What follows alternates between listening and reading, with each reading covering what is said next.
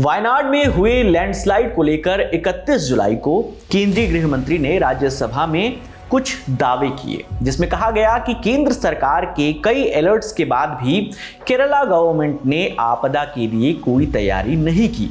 Media ने इन दावों का बड़े पैमाने पर फैक्ट चेक किया। ऐसा ही एक फैक्ट चेक द हिंदू अखबार ने 2 अगस्त को किया। इससे साफ हो गया कि केंद्रीय गृह मंत्री ने अपने बड़े बड़े दावों से राज्यसभा को गुमराह किया, जो बाद में झूठे साबित हो गए।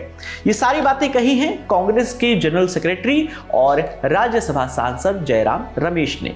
2 अगस्त को जयराम रमेश ने राज्यसभा के सभापति के नाम एक लेटर लिखा। ये लेटर केंद्रीय गृह मंत्री अमित शाह के खिलाफ क्वेश्चन ऑफ प्रिविलेज के नोटिस के तौर पर भेजा गया था। इसके बाद 2 अगस्त को ही राज्यसभा में केंद्रीय गृह मंत्रालय की ओर से गृह राज्य मंत्री नित्यानंद राय ने नोटिस का जवाब दिया। लेटर पर विस्तृत जानकारी और इसके जवाब में क्या कहा गया, दोनों चीजें आपको बताएंगे। मगर पहले इस मामले को अच्छी तरह सुनने के लिए घटना का बैकग्राउंड, गृह मंत्री अमित शाह का बयान और द हिंदू का फैक्ट चेक, इस पर बात कर लेते हैं।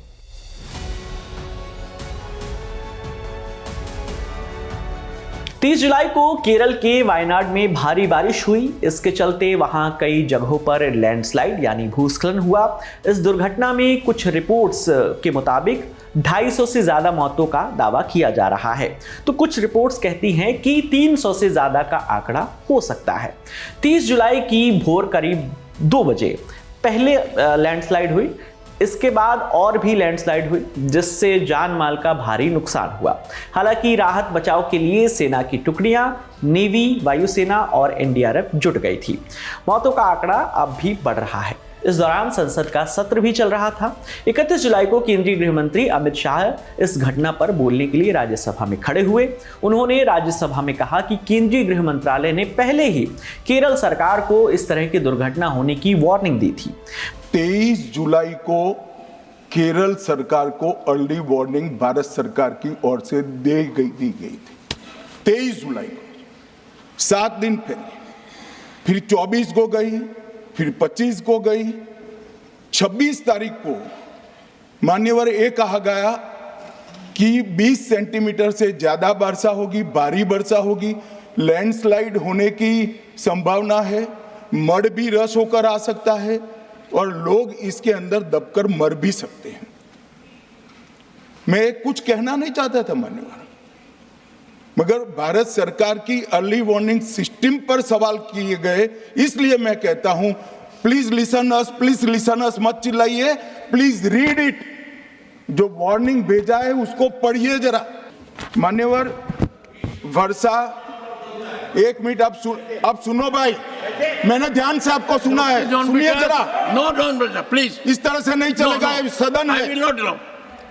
और इस अर्ली वार्निंग सिस्टम के तहत मैं आज सदन को बताना चाहता हूं, 23 तारीख को ही मेरे ही अनुमोदन से 9 एनडीआरएफ की टीमें केरल के लिए रवाना हो गई थी कि वहां लैंडस्लाइड आ सकता है। भारत सरकार ने 9 एनडीआरएफ की टीमें विमान से वहां भेजी। मैं पूछ सकता हूं मान्यवर, इतना मुझे पूछते हैं सारे लोग, केरल सरकार ने क्या किया? अनधिकृत लोग रह रहे थे, नहीं रह रहे थे, मगर वल्नरेबल सिचुएशन तो थी। इनको शिफ्ट किया गया क्या? क्यों नहीं किया गया? कौन रोकता था? और शिफ्ट किया तो मरे कैसे?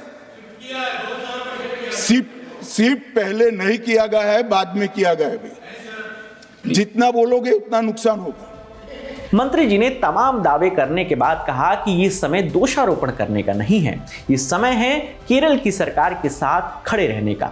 लेकिन इन दावों के बाद राजनीति गरमाना लाजमी था, क्योंकि बात सरकारों से जुड़ी थी, बात आपदा से जुड़ी थी और बात मौतों से जुड़ी थी। सो इसका जवाब केरल सरकार के मुख्यमंत्री पिनरई विजयन ने भी दिया। क्या कहा, सुनिए। केंद्र आभ्यंतर मंत्री गृह मंत्री ने पूछा कि सरकार ने क्या किया। जिस दिन भूस्खलन हुआ उस दिन सिर्फ ऑरेंज अलर्ट जारी किया गया था। पहले 24 घंटे में 200 mm बारिश हुई पर उसके अगले 24 घंटे में 372 mm बारिश हुई। इसलिए हमें जो बारिश हुई वो केंद्र सरकार द्वारा जारी की गई चेतावनी से कहीं ज्यादा है। कोई रेड अलर्ट जारी नहीं किया गया। त्रासदी के बाद ही रेड अलर्ट ദുരന്തമുണ്ടായ പ്രദേശങ്ങളിലെ दावे हुए, जवाब आया। पहली नजर में लगता है कि साइकिल यहां खत्म हो गई, लेकिन मामला यहां थमने वाला नहीं था।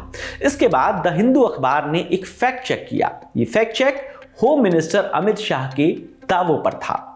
आईएमडी, जिसे हिंदी में मौसम विभाग भी कहा जाता है, उसकी कुछ प्रेस रिलीज का हवाला देकर द हिंदू ने दावों की जांच की। इस विस्तृत रिपोर्ट में कुछ डेटा को शेयर करते हुए और अपने तर्क रखते हुए द हिंदू ने होम मिनिस्टर के दावों को ठीक नहीं पाया।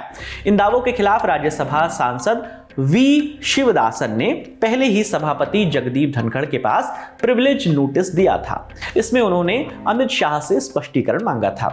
वी शिवदासन जो हैं वो सीपीआईएम से राज्यसभा के सांसद हैं। ये वही पार्टी है जिसकी केरल में सरकार भी है। लेकिन द हिंदू की रिपोर्ट आने के बाद राज्यसभा में कांग्रेस के चीफ व्हिप जयराम रमेश ने भी अमित शाह के खिलाफ सभापति को नोटिस भेजा। ये नोटिस राज्यसभा के नियमों में रूल नंबर 187 के तहत क्वेश्चन ऑफ प्रिविलेज पर था।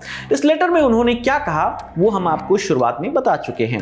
लेटर के आखिर में उन्होंने मांग की कि ऐसी परिस्थिति में केंद्रीय गृह मंत्री के खिलाफ विशेषाधिकार हनन की कार्यवाही शुरू की जानी चाहिए। इस नोटिस पर होम मिनिस्ट्री की ओर से 2 अगस्त को पार्लियामेंट के दोनों हाउस में जवाब दिया गया।